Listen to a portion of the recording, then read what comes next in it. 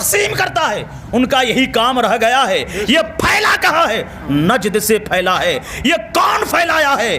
ان وہابیوں نے، ان اہل حدیثوں کو کون جنم دیا؟ یہ دولت نے دیا، یہ دولت نے دی ہے۔ اگر حقیقت آپ اس کی جاننا چاہتے ہیں میرے دوست، عمل وہ نہیں کر سکتا ہے۔ اس لیے میرے دوست، اگر وہ کنویں میں وہ اگر بالٹی میں تھوک دے گا نا، کوئی پانی نہیں پیے گا، کوئی پانی نہیں پیے گا، وہ تو دور کی بات۔ کہا ہے تو نے پانی کو چوپٹ کر دیا۔ میرے دوست، نبی نبی ہے، نبی کے برابری ہونا چاہتا ہے۔ کہا ہے کہ مر گیا، مرنے کے بعد اب نہ فاتحہ ہے، نہ درود ہے، نہ سلام ہے، نہ کلام ہے، مر گیا، ختم ہو گیا، اب نہیں رہا کچھ۔ اس اندھے سے بولو، پاگل بات کرتا ہے نا، پاگل بات کرتا ہے، اس کو بولو کہ قبرستان جاتے ہو تم سلام کرتے ہو؟ کہ ہاں کرتے ہیں۔ پاگل کو دیکھو کہ روڈ کے راستے پہ چلے گا تو زمین سے بات کرے گا، وہ پاگل ہوتا ہے، زمین سے بات کرے گا، کبھی کہیں کھڑا ہو جائے گا پیڑ سے بات کرے گا، دماغ نہیں، وہ پاگل ہے، تو وہ بات کر لیتا ہے۔ اب یہ کیسا پاگل آ گیا، اہل حدیث سمجھتا اپنے کو، اور قبرستان میں جا کے کہتا السلام علیکم یا اہل القبور، اے قبرستان والو تم پر سلامتی ہو۔ جب تمہارا عقیدہ یہ ہے کہ مر کے مٹی میں مل گیا، نہ سنتا ہے، نہ دیکھتا ہے، نہ پہچانتا ہے، تو پھر سلام کس کو کرتا ہے؟ وہ سلام کرتا وہاں کس کو ہے؟ چاہے تو پاگل ہوگا، ایک اپنے کو اہل حدیث سمجھتا ہو تو چاہے تو پاگل ہوگا، یا تو پھر اگر سمجھدار ہوگا تو عقیدے کو چھوڑنا پڑے گا، اس عقیدے پہ نہیں چلنا پڑے گا، کہنا نہیں پڑے گا کہ مر کے مٹی میں مل گیا، ختم ہو گیا، میرا باپ دادا زندہ نہیں ہے۔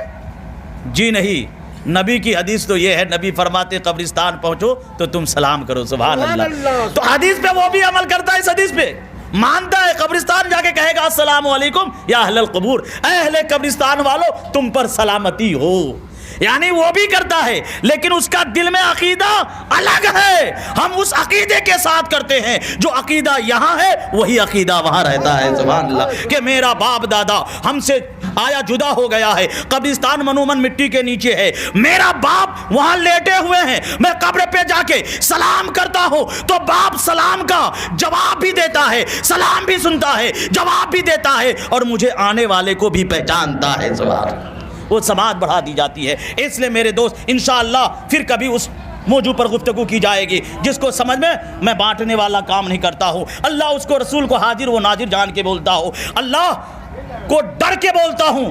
اس لیے میرے دوست، اپنے بال بچوں کو تقسیم نہ کرو، نہ بانٹو، ان کے جال سے بچا لو، ان کے فندے میں پھنسنے نہ دو، اپنے بچوں کو بتاؤ عقیدے کی سلامتی رکھو۔ اس لیے جس طرح جسم کی سلامتی کے لیے جان کا ہونا ضروری ہے، آپ کا جان جب تک جسم کے اندر ہے، ہاتھ حرکت کر رہا ہے، پیر سے آپ چل رہے ہیں، آنکھ سے دکھ رہے ہیں، کان سے سن رہے ہیں، زبان سے بول رہے ہیں، یہ جسم حرکت کر رہا ہے، اس لیے کہ جان جسم کے اندر ہے، اور جسم کے اندر کی جان کی سلامتی کے لیے عقیدے کا بھی ہونا ضروری ہے، ورنہ عقیدہ مر جائے گا۔ آپ لاکھ نماز پڑھنے قابل قبول نہیں، راگ روزہ رکھ لیں قابل قبول نہیں، خانہ کعبہ کا 7 طواف کون پوچھتا ہے؟ روزانہ طواف پہ طواف کرتے رہے تو بھی قبول ہونے والا رہے، خانہ کعبہ کا غلاف پکڑ کر گریہ مزاری کر کے وہی مر جائیں تو بھی قبول ہونے والا نہیں، اس لیے کہ کعبہ کا چابی ابو جہل کے پاس بھی تھا، اور وہ کعبہ کا رکھوالا بھی تھا، لیکن میرے دوست ایمان سے بھی محروم رہا، اس لیے کہ نبی کو صرف جانا پہچانا نہیں، جو پہچانا وہ صدیق اکبر بن گیا، فاروق اعظم بن گیا، عثمان غنی بن گیا، حضرت مولا کائنات مولا علی بن گیا، حضرت بلال حبشی بن گیا، حضرت ابو ہریرہ بن گیا، حضرت انس بن گیا، حضرت مالک بن گیا، حضرت زید بن ارقم بن گیا۔ اس لیے ان لوگوں نے جانا بھی اور پہچانا بھی، جو پہچانتا ہے وہ دل میں رہتا ہے، اور جو دل میں رہتا ہے اس کی زندگی سلامت رہتی ہے۔